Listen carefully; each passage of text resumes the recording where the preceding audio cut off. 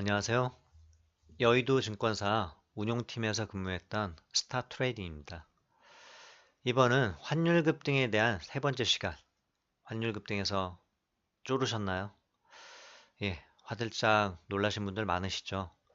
그래서 환율에 대한 부분에 대해서 한 번 더 언급을 드리고, 지난번 얘기 드렸던 대로 하락장에서 수익 내는 방법, 또 원달러 환율에 수익 나는 상품들 한번 총 정리해 봤습니다.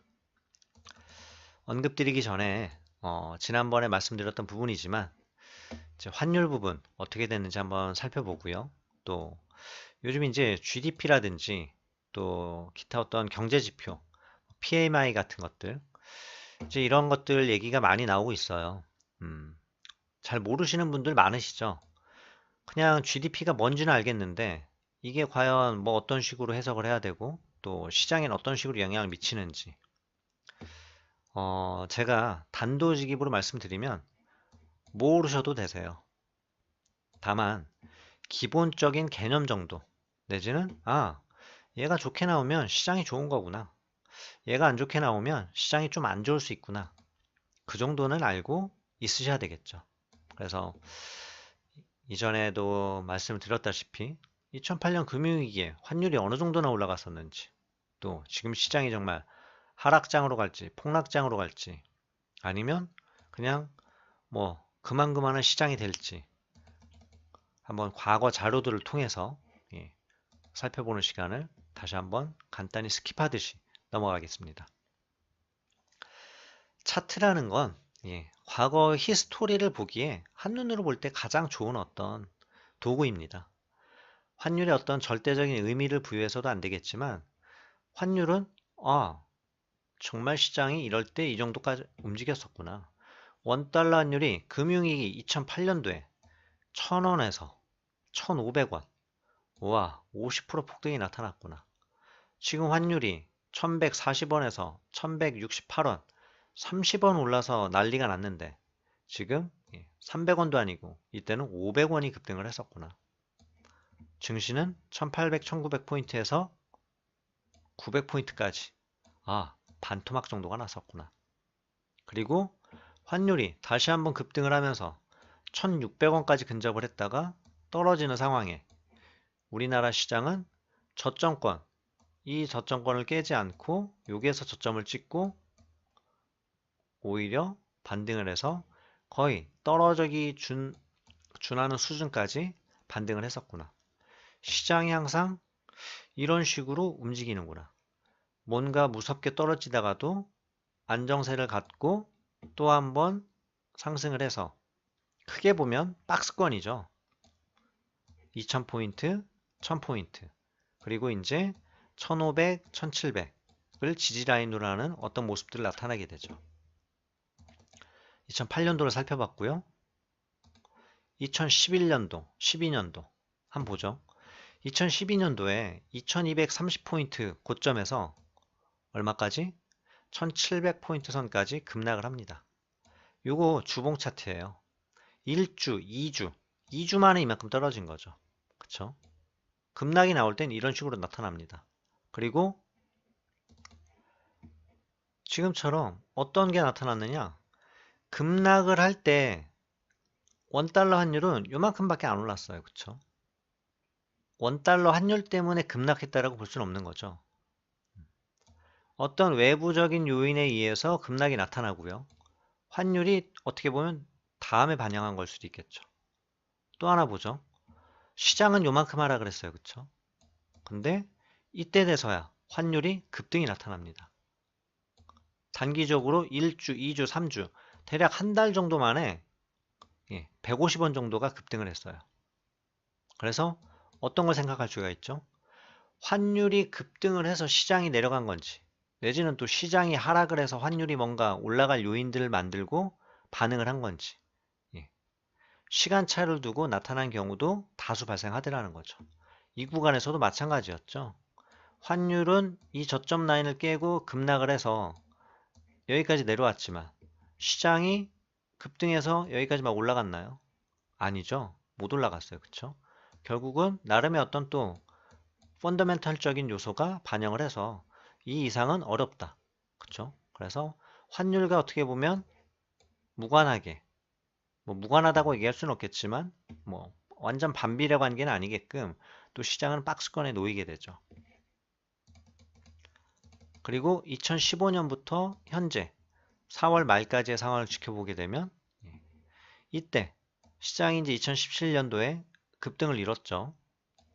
2000포인트에서 대망의 2580포인트 정도 되겠네요. 여기가 2607포인트고 국내 증시가 못 보던 지수대까지 처음으로 올라온 거죠. 근데 앞에서도 보시다시피 환율이 1050원일 때 없었나요? 있었죠. 예. 내려가서 있었는데 이때는 여기서 뚫지 못하던 지수대를 다 뚫고 올라가 버리죠. 그리고 이런 어떤 시장 상황일 때 미국의 증시 상황, 중국의 증시 상황 이런 부분들이 이제 상당 부분 우리나라 시장에 작용을 하고요. 또한 환율이라는 부분은 뭐에 의해서 크게 좌우가 되나요? 외부적인 어떤 환율이겠죠. 미국의 달러, 그쵸? 뭐 유로, 엔화. 근데 그럼 얘네들은 또 뭐에 의해서 좌우가 되나요? 기준금리 결정이죠. 우리나라로 치면 월마다 금통위에서 기준금리 결정을 하고요. 미국 같은 경우는 FOMC 회의에서 기준금리 결정을 하고요. 그래서 기준금리가 올라간다 또는 하락을 한다. 이 부분에 따라서 환율의 어떤 움직임이 발생을 하고요. 이 부분에 대한 어떤 설명은 뭐 다른 어떤 분들이 잘 남겨주신 내용들도 있을 테고요. 제가 또 이해되기 쉽게끔 한번 얘기를 드려볼게요. 자, 환율은 이런 어떤 기준금리, 그 다음에 채권. 채권이란 건 뭔가요?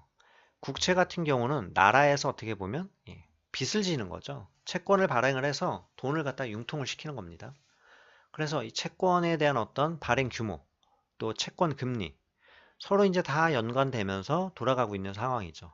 그리고 또 이따가 잠깐 말씀드릴 부분이지만 GDP 부분. 나라의 어떤 경제 성장이 잘 이루어지고 있고 돈을 많이 벌고 있고 이런 부분들이 있다라고 하면 증시에도 영향을 미치고 환율에도 영향을 미치고요. 근데 그걸 가지고 명확하게 이래서 시장이 올라가고 이래서 뭔가 안 좋고 라고 얘기하기는 상당히 이제 어려운 부분도 애매한 부분도 있다라는 거죠. 자, 이번에는 지난번에 언급을 드리지 않았던 GDP 부분 한번 살펴볼게요. GDP, 국내 총생산을 얘기합니다. 그 나라의 어떤 경제 성장이 잘 이루어지고 있는지, 내지는 뭔가 업황이나 여러 가지 요소가 안 좋은지. 그래서 그 부분을 판가름하면 어떻게 보면 이제 경제 지표 중에 하나인데, 지난 4월 26일 날 미국 1분기 GDP가 예상치보다 크게 상회를 해서 발표가 됐습니다. 예상치 2%, 실제치가 3.2%, 보통 한 2.8%, 3% 정도는 예상을 하고 있었어요. 근데 이제 3.2%가 나온 거죠. 그리고 4월 30일 날 우리나라 주식시장이 이제 문을 닫고 저녁 6시에 유로존 GDP가 발표가 됐습니다. 전분기 대비해서 예상치가 0.3%, 실제치는 0.4%. 즉 예상치보다 상회에서 다 좋게 발표가 됐어요. 그래서 이거 GDP가 호주 발표되고 나서 달러 인덱스 가격이 하락 압력을 받았습니다. 또 이 부분은 뭘까요? 달러 인덱스가 하락을 했다는 건 또 원달러 환율에도 영향을 미치겠죠. 또 하나, 중국 PMI 부분입니다. 다른 어떤 지표들보다 뭐 주식 투자를 하시는 분들이라고 하면 가장 영향력 높은 지수는 바로 다른 게 아니고 PMI예요. 급등도 시키고요. 급락도 시키고요. 국내 증시를. 얘네는 10시 반에 문을 열죠. 중국 PMI가 10시에 발표가 됐어요. 자, 오른쪽 차트는 우리나라 코스피 선물 차트입니다. 그래서 전일 시장이 급등을 하러 나타냈었고요. 환율이 급등한 가운데서도 급등을 했죠. 그리고 나서 30일 날 순간적으로 급락을 나타냅니다. 그리고 다시 반등을 해서 약보합 수준까지 올라왔다가 결국은 하락 마감을 했지만 우려할 만큼 급락의 수준은 아니었고 나름 어느 정도 낙폭을 만회하고 마감을 했죠. 어쨌든 이런 어떤 지표적인 부분이 시장에 작용을 합니다.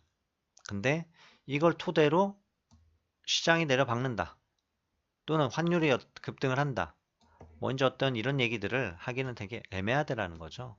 그래서 뭐 지금 이번 시간에 제가 주되게 설명드릴 부분은 사실은 과연 하락장이 나타날 때 내지는 원달러 환율이 상승할 때 그러면 넉넉히 당해야 되느냐 아니면 주식 다 매도하고 현금화해서 갖고 있어야 되느냐 그것도 쉽지 않은 일이죠. 그래서 제가 총 우리나라에서 거래될 수 있는 모든 상품들을 어떻게 보면 전 다 거래를 해봤으니까 설명을 한번 드려볼까 합니다. 간략하게 어떤 상품들이 있는지 정도만 아신다라고 생각을 해보세요. 자, 인버스 ETF예요. 얘는 뭐죠? 주식시장이 상승을 하면 가격이 내려가는 상품이에요. 역으로 주식시장이 하락을 하면 인버스 ETF는 가격이 올라가는 상품입니다. 차트로 보시죠. 2017년 상승을 나타냈을 때 인버스 ETF는 큰 폭의 하락을 기록을 했고요. 또 주식시장이 작년에 하락을 나타냈을 때 인버스는 또 이렇게 해서 가격이 상승을 나타냅니다. 인버스는 다 아신다고요? 그렇죠. 자, 또 하나 보죠. 미국 달러 선물 ETF예요. 지금 위에 보이는 건 원달러 선물 주봉 차트입니다. 아래는 미국 달러 선물 ETF, 코세프, 코덱스, 뭐 이 부분은 ETF의 운용사에 따라서 명칭이 달라지는 거죠. 원달러 환율이 급등하고 다시 박스권 있다가 한번 급등하고 자, 움직임이 거의 똑같이 움직이죠. 원달러 환율과 달러 선물 ETF의 움직임이 거의 동일하게 움직이는 상황이에요. 그러면 시장이 조정을 많이 나타낼 때 내지는 이제 원달러 선물이 급등을 할 것 같다. 내지는 달러가 좀 오르겠는데 이럴 때 가장 어떻게 보면 손쉽게 투자할 수 있는 상품이 바로 달러 선물 ETF예요. 달러 뭐 외화예금 통장이라든지 이런 부분이 있지만 또 안 해보신 분들은 또 어려우시잖아요. 그쵸? 이럴 때 달러 선물 ETF 매수하는 거죠. 그러면 원달러 환율 상승분만큼 가격 상승이 나타나니까. 이건 지금 일봉 차트를 열어봤고요. 일봉 흐름에서도 거의 동일한 구조로 나타났죠.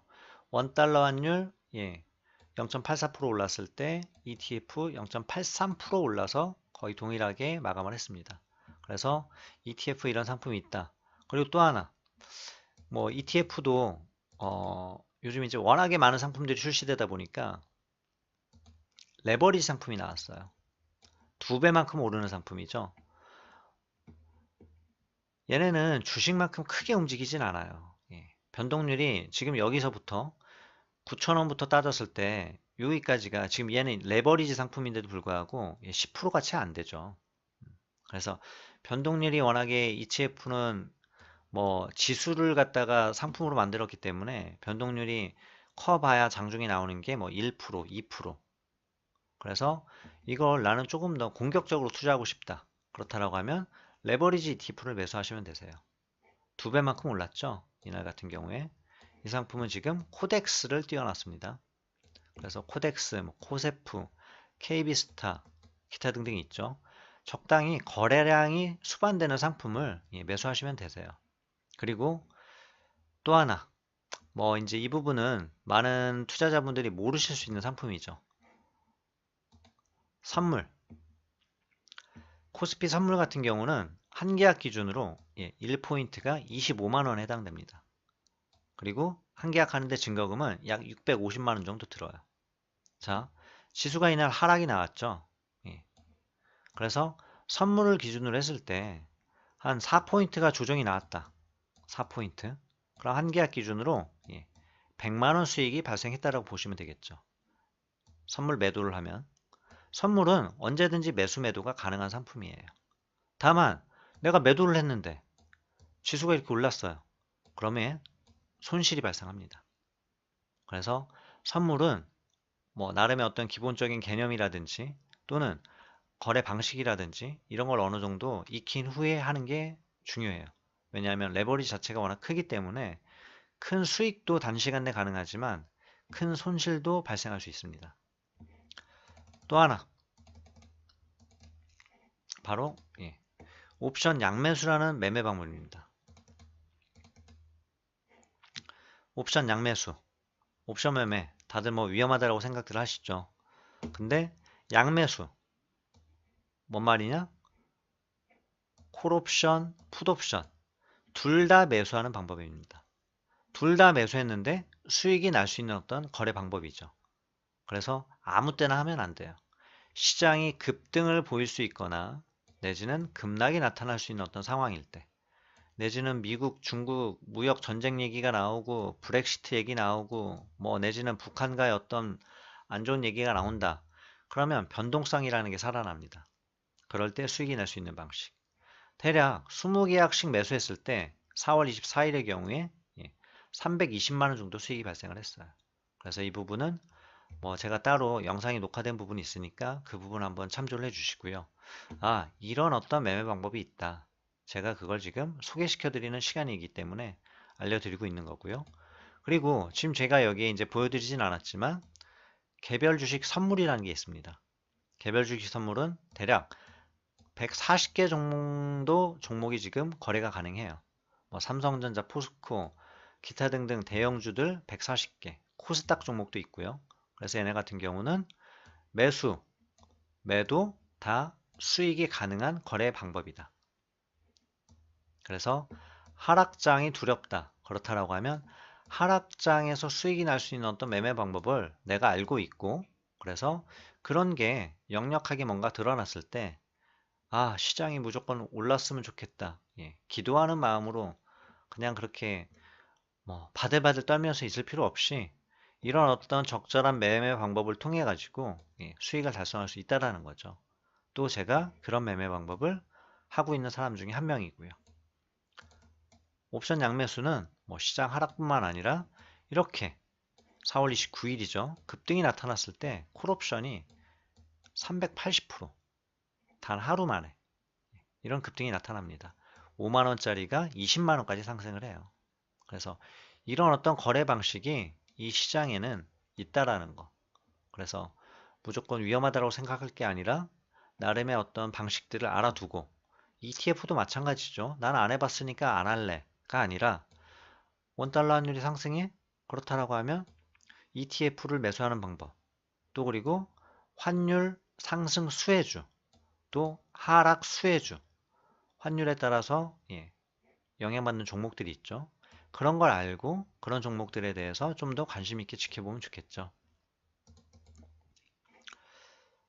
제가 간략하게 이것저것들을 살펴봐 드렸는데 도움이 되셨으면 좋겠고요. 뭐 일단은 주식 투자자 입장에서 봤을 때 환율, GDP, PMI 뭐 알아야 될 게 너무 많죠. 근데 실상 이게 중요한 게 아니에요.